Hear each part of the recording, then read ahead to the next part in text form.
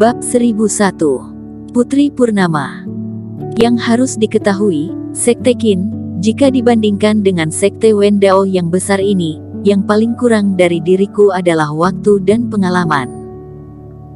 Andai saja diriku bisa memasukkan beberapa pemahaman dan teknik ilmu sihir ke dalam slip giok, meskipun hanya disalurkan kepada murid utama, kekuatan Sekte Qin dalam satu malam juga bisa meningkat drastis, baru benar-benar memiliki status untuk berlawanan dengan sekte kelas atas.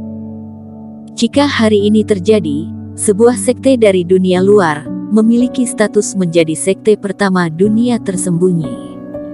Impian ini benar-benar tidak berani dipikirkan. Eric Qin menghembus napas, lalu menyimpan slip giok untuk sementara menghentikan imajinasi ini. Dia juga sadar, meskipun rencananya sangat sempurna, namun tidak akan bisa tercapai dalam waktu singkat, hanya perlu terus perlahan-lahan menunggu kesempatan. Dirinya sekarang, yang paling pertama adalah menyelesaikan masalah kerohanian. Seketika, Eric Qin dan Mo Zayu bersama keluar dari kamar menuju ke paviliun kitab. Sedangkan Tetua Hu berdiri dan pamit, membawa Yunihu yang sedih pergi. Mo Zayu yang berada di depan, membuat perjalanan Eric Qin masuk ke dalam ke paviliun kitab, menjadi sangat mudah dan tidak mendapatkan halangan dari berbagai pertapa siluman. Tuan Qin, paviliun kitab memiliki 5 tingkat, 2 tingkat di bawah terbuka umum, tingkat ketiga hanya pendekar kuat yang diperbolehkan masuk, sedangkan tingkat keempat dan kelima hanya mendapatkan izin dari Kaisar Siluman baru diperbolehkan masuk.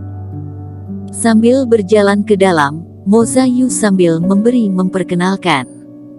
Namun kamu ingin mencari kitab yang berhubungan dengan perpaduan tulang iblis, ini tidak termasuk kitab pembinaan, oleh karena itu semuanya diletakkan di tingkat ini.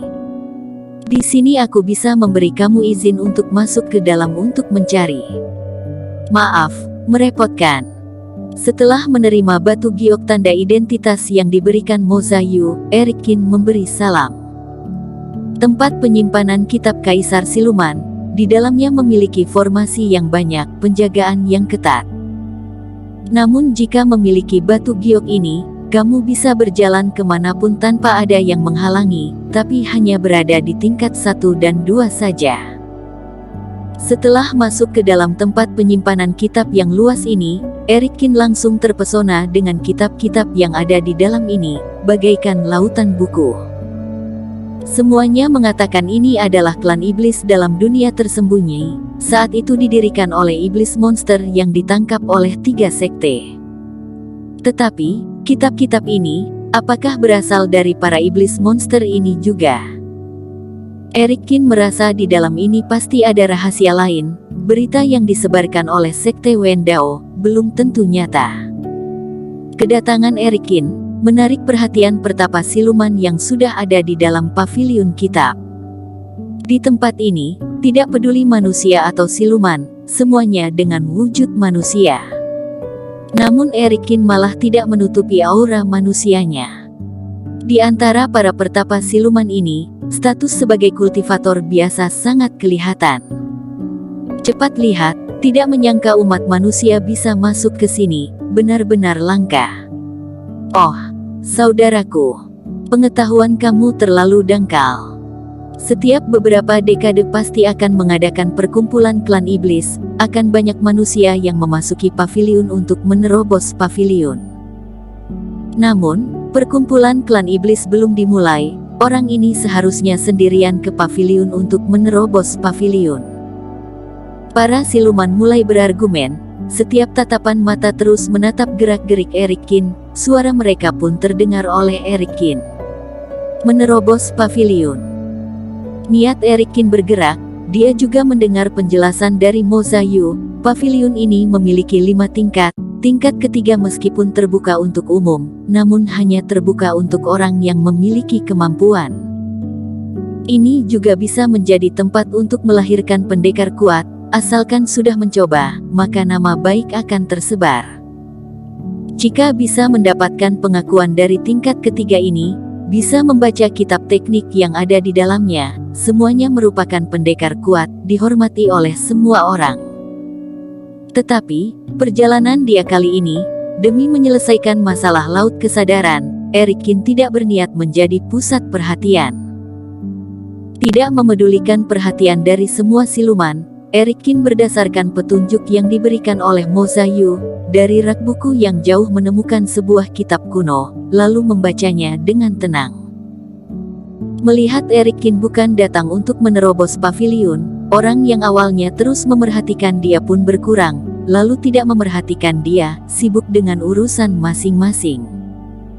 Setelah lewat sejenak, sosok bayangan yang cantik berjalan masuk, tatapan semua orang pun mulai panas lagi. Putri Purnama, dia datang ke paviliun kitab lagi. Jika mau dikatakan beberapa putri dari Kaisar Iblis Joeri, Putri Purnama paling cantik, dia juga memiliki kecerdasan yang tinggi, kemampuan juga tidak lemah. Siapa yang bisa menikah dengannya, itu merupakan keberuntungan yang bisa terjadi selama 1000 tahun sekali. Oh, temanku, lap dulu air liur kamu. Meskipun Putri Purnama baik, tapi ini bukan kita bisa dapatkan, sadarlah. Terhadap pandangan semua orang, Purnama juga sudah terbiasa, bahkan ada orang yang menyapa dia juga tidak karena statusnya menjadi sombong dan dingin, tetap saja membalas dengan senyuman, terlihat sangat menghormati. Nyonya cepat lihat, ada umat manusia, kata seorang pelayan wanita yang berada di sisi Purnama dengan kaget, melihat Eric Kin yang berada di tempat jauh itu. Suara pelayan wanita ini cukup keras, Eric Kin pun mengangkat kepala melihat Purnama dan segerombolan orang, lalu menundukkan kepala kembali. Purnama juga melihat Eric Kin, lalu berkata, "Jolin, tidak perlu kaget jika ada kultivator biasa. Jangan mengganggu orang lain, kalian pulang dulu, hari ini aku akan tinggal di sini hingga larut malam." Para pelayan wanita pun pergi, Purnama sendirian naik ke tangga. Eric Kin tidak peduli semua ini, sebenarnya di saat ini dia sudah terlelap di dalam kitab yang dia baca. Ternyata tidak ada perbedaan esensi antara iblis suci ini atau iblis monster. Hanya saja kultivator biasa menilai berdasarkan kekuatan kultivasinya. Dalam klan iblis disebut siluman iblis. Tatapan Eric Kin bercahaya, terus mengangguk-anggukan kepala. Pengarang dari kitab ini memiliki penelitian terhadap penggabungan iblis monster dan kultivator biasa. Di dalamnya juga ada perkenalan kasus yang berhasil dan gagal, juga ada beberapa alasan. Eric Kin pun mengetahui, ternyata penggabungan antara pendekar dengan iblis monster, jantung dari iblis monster dan beberapa bagian pun sudah sangat umum. Karena arwah dari umat manusia meskipun sangat kuat, namun memiliki fisik yang lemah. Inilah merupakan keunggulan yang dimiliki oleh siluman. Setelah selesai membaca buku ini, Eric Kin masih belum menemukan jawaban, namun di bagian belakang, pengarang ada memperkenalkan beberapa kitab kuno yang menjadi bahan referensinya. Eric Kin pun meletakkan buku ini, dan berdiri terus mencari. Dengan cepat akhirnya menemukan sebuah kitab kuno, kembali duduk bersila. Terus membaca, 1 hari pun berlalu. Langit perlahan-lahan gelap, setelah matahari terbenam, malam pun tiba, dan hingga fajar keesokan harinya, gelap berangsur-angsur menghilang, dan hanya sedikit yang masih orang yang berada di paviliun tingkat pertama.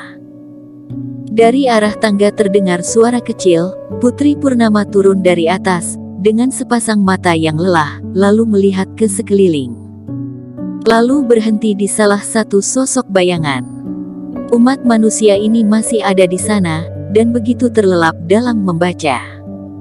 Purnama dari dulu tidak pernah sombong dengan wajah cantiknya.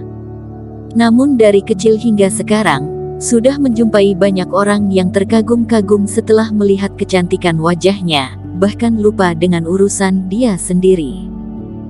Tetapi orang seperti dia yang sudah 2 kali melihatnya, kepala pun tidak diangkat, ini benar-benar langka. Andai saja bukan karena dia sengaja menarik perhatian, mungkin adalah orang yang sangat rajin belajar. Purnama juga tidak kepikiran untuk berkenalan dengan Eric Kin, juga tidak ingin mengganggunya, dia pun menarik kembali pandangannya dan pergi meninggalkan sini. Waktu berlalu dengan cepat, sudah berlalu 7 hari. Dalam 7 hari ini, Purnama total datang 3 kali, setiap kali pagi-pagi datang ke sini, hingga pagi keesokan harinya baru pergi. Sedangkan sosok bayangan Erik Kin kadang muncul di tingkat pertama, kadang muncul di tingkat kedua. Bahkan kadangkala, dia pernah berpapasan tubuh dengan Purnama, berada di rak buku yang sama. Erik Kin tetap tenang, sama sekali tidak merasakan keberadaannya. Ini membuat dalam hati Purnama muncul sedikit rasa kecewa dan gagal. Bersambung. Terima kasih telah menonton video ini sampai akhir. Jangan lupa subscribe dan nantikan kisah episode selanjutnya hanya di Novel Story. Salam.